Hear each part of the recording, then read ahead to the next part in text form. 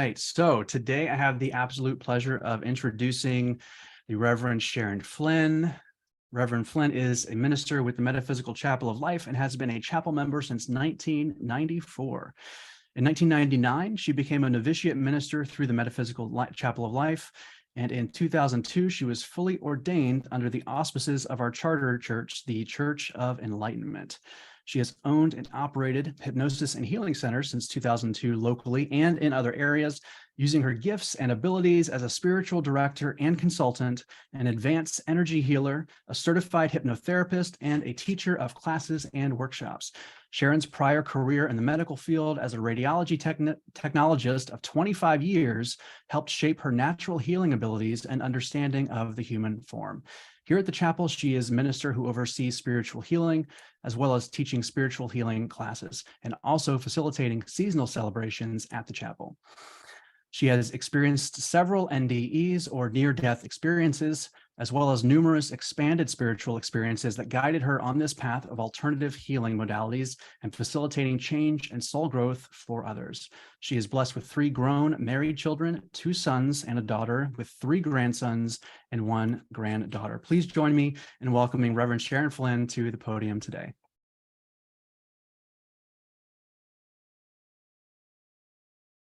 There we go. Little technology has to happen, you know. There we go. Well, I always like to start off with prayer, so let us pray. Father, Mother God, Heavenly Creator, I ask for the connection to be made to the higher self. And in connecting to the higher self, we're connecting to the oneness and the allness. And allow that connection to bring forth the information, the wisdom, the knowledge that is needed at this time for each one of us, as well as all that's on the Zoom. And anybody that listens to this later, I ask that I be the conduit, the purest form of the conduit for this work. And we ask this in Christ's light, in Christ's name, amen. Good morning. So I'm going to start off with a little saying from MLK. And it's something you probably all know. And I think I brought it to church before. Use me, God. Show me how to take who I am, who I want to be, and what I can do, and use it for the purpose greater than myself. Literally, it's a picture that is in my foyer. I see coming and going every single day.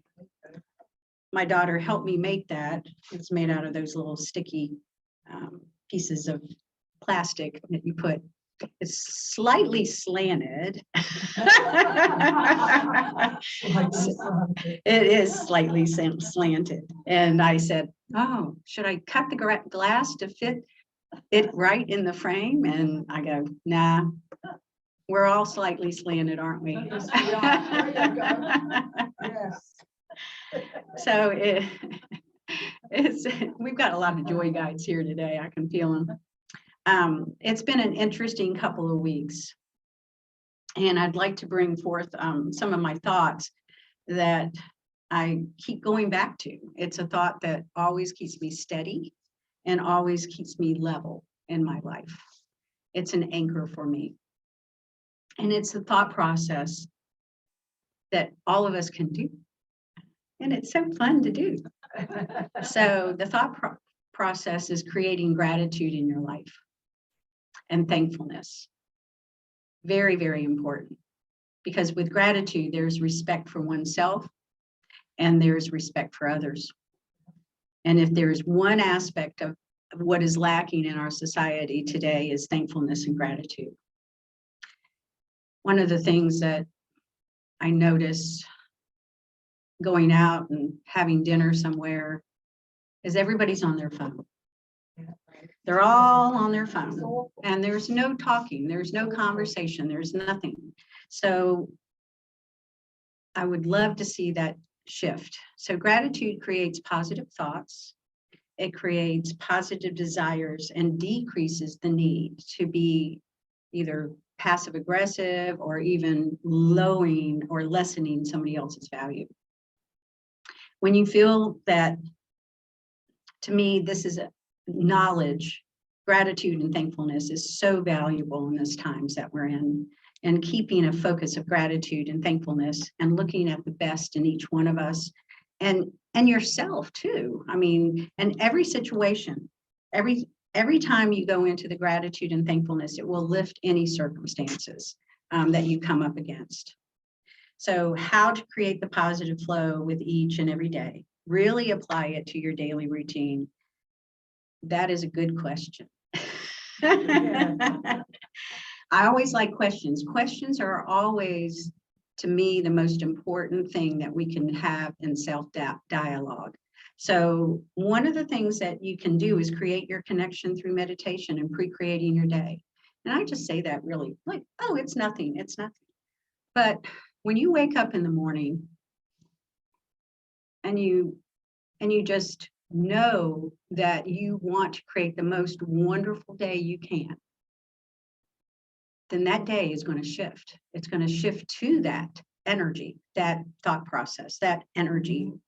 So how I do it, I'm going to share only what I know because it's what I know and it's what works, and I share it with everybody that I can.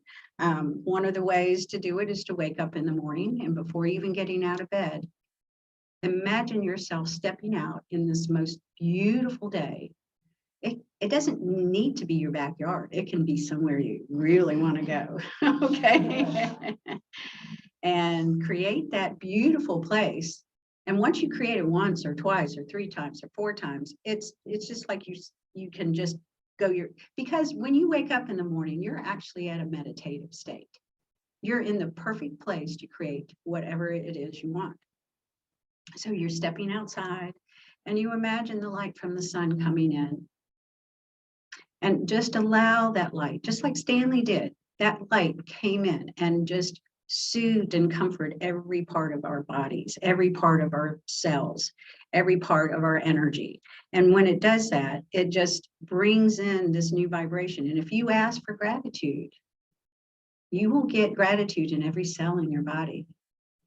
And that's very important for this energy right now. So feel that gratitude coming in and feel it moving throughout your body, and ask to be the conduit for this work, for this light, for this wisdom. When you connect, I start off with my normal prayer, Mother, Father, God, Heavenly Creator. I ask for the connection to the source. And as I connect, I ask my angels and guides and all my helpers, all the beings of light, guide the words I say, guide the thoughts I have. Guide everything, every action, every choice, every decision I do, guide it and place me in this place where I can share that wisdom to others. And then I pre-create how I want to feel at the end of the day. How do I want to feel at the end of the day? Looking back on my day. And it was like, wow, I had a great day. It's a beautiful day. Everything flowed so well. And I'm just getting back in bed with my doggies and my cat. And I'm so happy. So that's how you pre-create your day. And that's how you create in the present moment for your future. So gratitude is like this beautiful wave of light that just comes and flows throughout every aspect of your being. So gratitude, thankfulness. And one of the biggest things is to honor yourself. There is a great affirmation by a wonderful woman on YouTube. She's, I think she's Australian. And she is Blossom Goodchild. You can't forget that name. Yeah, you cannot forget that name. And she says a wonderful affirmations I've shared before, but I'm sharing again because, it's important. And it starts off with, I am the light. I am the love. I am the truth. I am. And when you shift to that, then you have this wonderful connection to source. Now, I added something to that. I cannot not do that, right? So I'm now saying to me, I am the light. I am the love. I am the truth. I am the peace. I am. All right. And the peace is something that is going to be very, very valuable in the next couple months to the end of this year and on. Yeah, we're in for an interesting expansion, and we're already having that expansion going on right now. I don't. So there is this influx of energy that came in right before Christmas. Personally, I think it was right at solstice, and it ramped up the neutrinos, which are these little tiny particles of light. That's the name of them. We were getting bombarded with 10 times more before. Now we are blessed to get 100 times more. So if there's a lot of things going on in your world that you thought, oh, I went through that, I resolved it, I took care of it, not happening. It's coming back up again. Okay, so when we are working through our low vibrational thoughts and beliefs, and they have interfered in our ability to understand our worth and our value, that's when you want to do the I am the light, I am the love, and feel it. Because as we uncover these wounds, as we uncover these old beliefs that really weren't true, some of it was absorbed through the utero. Some of it's absorbed as your great-grandmother's stuff. Some of it was absorbed as a thought of something that might have happened between the ages of 1 and 3. I mean, it can be anything and everything. So when you shift that, coming away from the old beliefs about that, it shifts your vibration. I want to talk about something I saw on YouTube. Her name was, I know the last name was Austin. I didn't write it down. I think it was Verna. It starts with a V. And she had an interesting experiment that she did. She took water and she imbued it, like Dr. Emoto. I don't know if everybody knows Dr. Emoto cards. Somebody held the water and sent love to it. And he took a microscopic picture of the one water molecule, which looked like a diamond, many different diamonds. And when he took a picture of hate and fear, it looked like dirty snow. So we are 87 point something, I mean, almost, 88% water. And water really has a significance to our body. So just think, if that pattern of thought resonates in the body as not work, I mean, basically, when I think about how it looks, if it looks like a clump of dirty snow, what is it affecting our body? How is it affecting our body?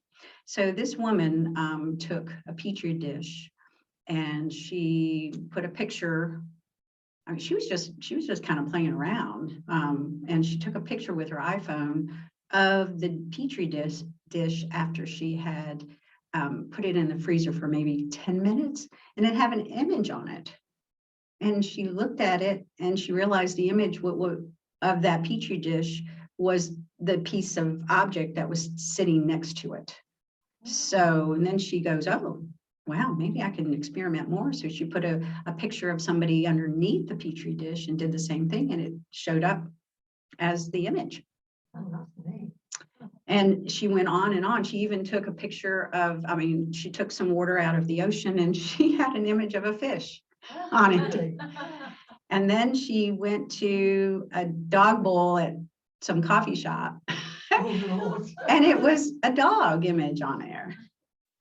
So then she goes, I wonder what else it can, she called it intelligent water. And it ended up that she played music, and she played a certain, who is it? Stairway to Heaven. I forgot who made it.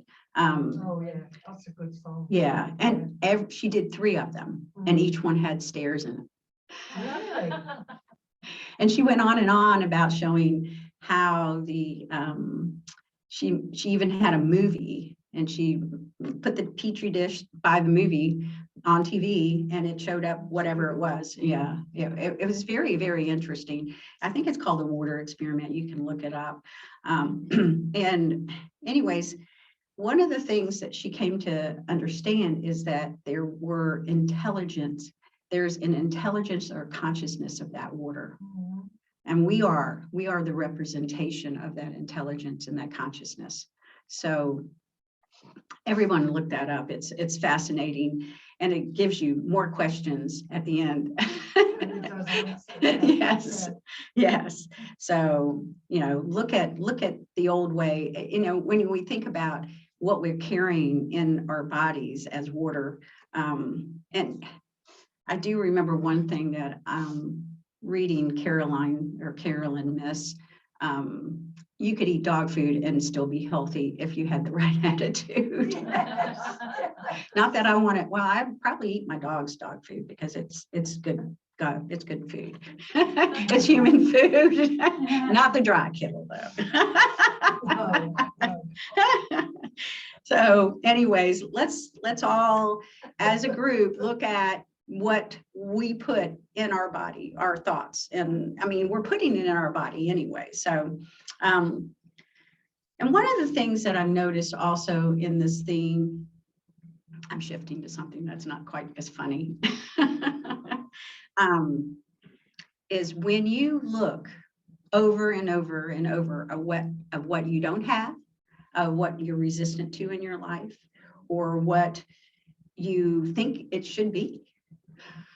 How many times, I thought I was going to get here and it's not like I thought it was going to be. Let go of that resistance. Let go of it. Because the more you focus on the resistance, the more your life is going to be in resistance. It's a definite mirror. So as that old way of looking at your life, at what you don't want, let go of what you look at and what you're grateful for. Change over to that gratitude.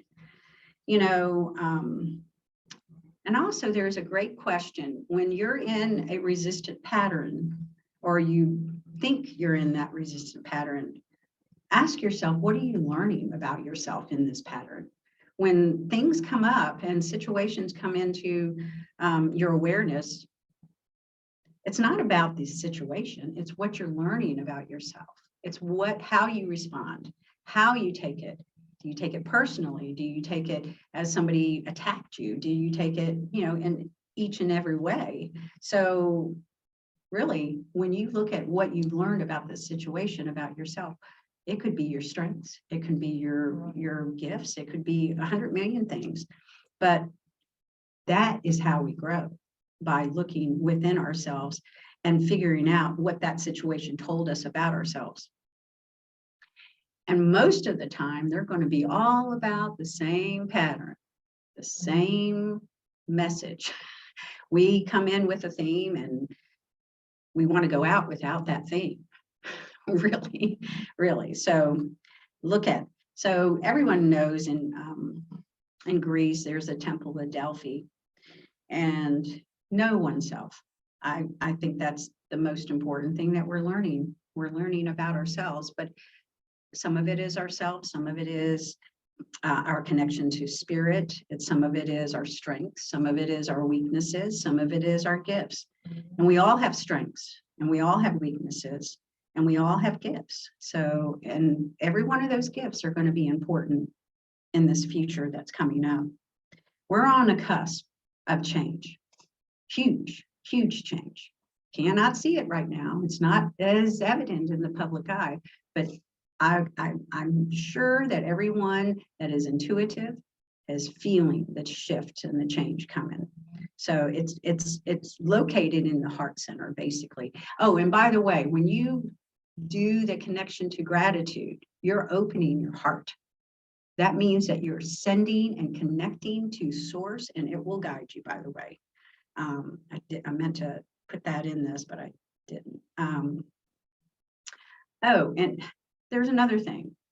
So this matrix that we're in, and that movie is real, okay? I swear that movie, I need to watch it again, but it's dissolving. We're going to see through. We're going to see through all this old beliefs and all these old patterns We need to release that old belief. It might even be a little shocking to people. Fortunately, I really woke up right at COVID. Okay. I woke up to a reality that most people don't have about this world. I'm not going to share much of that because at some point that might be something I can do to help people. But this pattern is very important to break. And there's a thing called RAIN. Okay. It's RAIN. Recognize that belief or that pattern. Acknowledge it. Whenever we are going through emotions, we need to acknowledge that we feel that way. And then we need to identify it. Identify maybe where it came from, maybe when you first experienced it. Could go all the way back. And then the N means neutral, or just accepting that pattern and without judgment. Because even if we judge our emotions, we aren't letting them go. Okay. And that's all that is. So that could go with emotions, that can go with old beliefs, that could go with a shocking reality. But it needs to be processed in that way. So going back to gratitude, the one person in your life that needs to have that gratitude is you. You are important, okay, to yourself and to others. Be the light always. And when it's your time to shine, there is going to be and it's already here. There's a huge need for light and love here on this planet right now. I encourage all of us to anchor the light. So we're like little lighthouses, putting out that positivity out. That will bring more positivity to you, more abundance, more love. So all of us are coming together to create. What we're doing, whether we know it or not, is that we're going to be creating a better world. Every one of us has got gifts and strengths, and this new world's coming in. I would love to see the world where every person, every child, everybody has food, has shelter, and has, everything it needs, really. Each soul, when it is coming, I know this world is coming. We're all here for this time, okay? We're not walking into it in this moment, but we will be walking into it sooner than later. So really, it's going to start with the community. We're going back to a time where community is going to be the most important essence. I know we all love those little box stores, the big box stores, they're not little, and we love Amazon. And I can say that's true with me. Shopping is not my thing, but I would like to create an Amazon that has a positive vibe to it. Not my forte. I already got a healing center. I'll stick with that one. So each soul will then take, what I think is going to happen is that we're all going to use our gifts and our strengths to create this new world. And I think I believe that things are going to change to the point that we're going to have to recreate multiple structures in our lives in the future. And it's going to affect every aspect. And that's what we're going to do, is use our gifts and the community around us to create a new balance, a unified balance, right? So, back in, Europe is still like this. You go to the market every day and you pick your vegetables and fruits and your meats from the local people. It's going back to that. I can't wait. Really, that'd be wonderful. I mean, that's what yes. And you know who grew it. And and you can give thanks for them when you pray over your food, when you eat it. So there's a new wave of, I think a new movement that's coming is micro schools, where there's small groups of, there's teachers and there's people that will come in, and these micro schools will come in and take place and teach children, like the Montessori schools. Wouldn't it be wonderful to teach children how to meditate by the time they're 6? Yeah. I mean, just imagine this new world coming in there. So we've got many, many, many different things that are coming into alignment. As I mentioned before, communication is lacking. So I would like to see more communication and conversations in person instead of over the text. And I would, but what's so cool is that I think we're going to implement a new structure. We're going to be the ones replacing the structure of what has been. Okay. And that's really, really, really important. So, and it's going to be created through concern and compassion and love from other people, not for money. Okay. So not to say there isn't going to be plenty, there will be. Okay. So I would like also, it would be wonderful to see how the universal laws all work for us instead of against us. If we know, when I say universal laws, I'm talking about electromagnetic fields, equipment that uses magnets and copper. I don't know who saw me on the prophecy, but literally you can make a 110 outlet with magnets and copper and some screws. And I think a little piece of wood too, I think.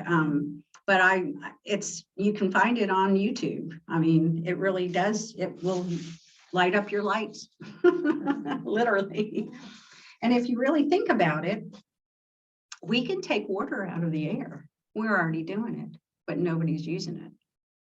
Dehumidifiers. Yeah. We already got the technology. We just haven't even put it into action. So we've got all this new tech stuff coming, which is really exciting to me. And I even saw some guy, he coiled copper wire and made a big coil, and he took a magnetic, it was just a big magnet put together, and that copper coil and that magnet shot that piece of magnet all the way through the copper coil so fast. So we can have new travel coming without even harming the world. So anyways, we're going to be very, very grateful for this new life and this new energy. And so being grateful and thankful, it's going to change our energy within our body and our mind and our spirit. And we've got a consciousness that's coming in so high. I mean, we're going to have other waves of this light coming in. And we're going to be so connected to source that this world's going to change because we're going to change. And, and plus we'll see all this new technology and this new stuff coming too. So it's going to be a very, very exciting future. But I know that you can feel the change. Think about things that you would like to create in your world.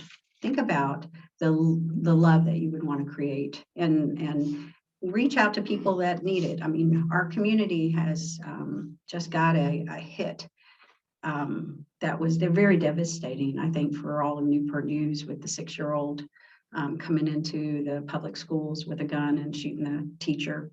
I happened to be somewhere and I got to hear a teacher talk about it and hear a nurse practitioner actually was the one that helped the teacher. And it was really, I was dissolving as much pain as I could in that space.